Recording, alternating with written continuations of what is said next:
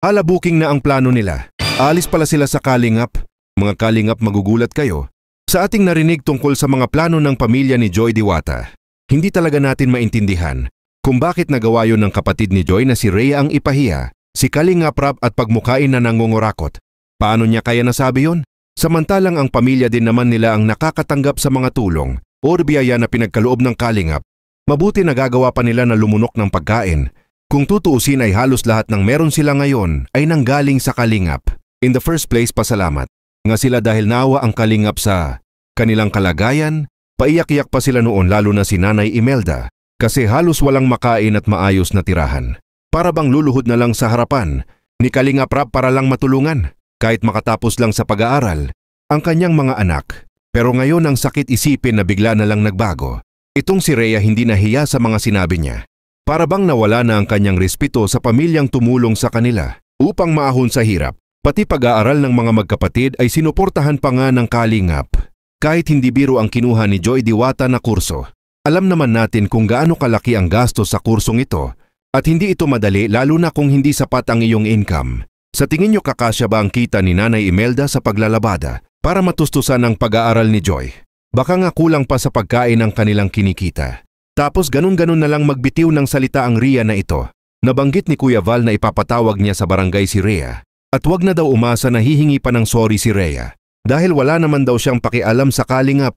Sa paglaib ni Kuya Val ay makikita natin ang sinabi niya tungkol kay Rhea at sa kanilang pamilya. Napag-alaman na ang kanilang binabalak.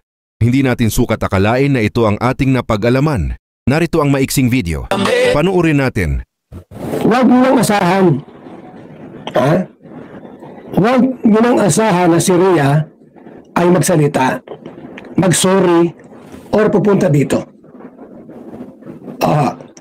Alam mo kung bakit? Anong paki ko sa inyo? Labi sa akin. Yan pala po mga kaibigan. Mayroon na palang nabuong plano. Ha? Milabal. Ano yun, Mirador?